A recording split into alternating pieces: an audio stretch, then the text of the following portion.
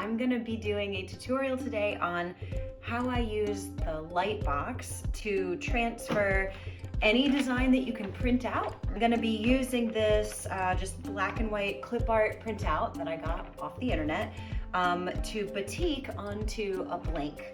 So the blank that I'm using today is a stretch cotton crop top from Dharma Trading Company. A lot of dyers use these. You see them everywhere. We used to use American Apparels, but they went out of business. They got rebought by Gildan, and so now the quality isn't, like the quality in the inventory just can't be relied on. So thank goodness for Dharma producing their own. This is an example of what it looks like before the final dye bath. So I'm going to be showing you how to transfer all these lines onto your batik using the most antique, crappy Lightbox in the world. It was free and it still works. Turned it on and hey! What you're gonna do is you're gonna take your piece of paper.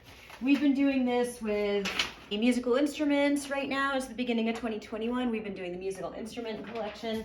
Had a custom order for one of these Grateful Dead Steal Your Face designs, so I've just been making a bunch of them because they're really satisfying and fun. In batik, what you're doing is you're putting wax on the areas that you want to stay white. The skull is white, and the outline of the lightning bolt is also white. Now, a lot of times you see the lightning bolt completely filled in. Maybe we'll do that today, and I'll show you how to fill that in. But basically, we're going for all the areas that are not the skull itself. The skull itself wants to be black or some dark color, just like you can see in this printout.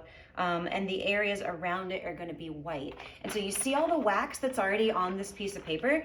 That's because we have been using this a lot. So what I did is I drew a line in washable marker right down the middle of my blank. Once it's on here and you've got your picture inside, it just is really handy to have that guideline of where the center is. Now I'm lucky because this just barely fits on my blank. So if you wanted a bigger size, if you were doing like a 2XT or like baby clothing, you would obviously want to use your printer to shrink or enlarge your printout. But this one just barely squeezes in to the shape or the size of the blank that I'm using. So before I turn that blinding light on, let's go ahead and slip it in here. Paper itself is usually thick enough so that the wax won't go through to the back. As soon as I turn the light on, that design is gonna shine up at me because it's being backlit through the t-shirt. So right now, it would be really, really hard to see those lines. But when I turn the light on, all of a sudden, I can see my design. And so I'm gonna straighten it up now.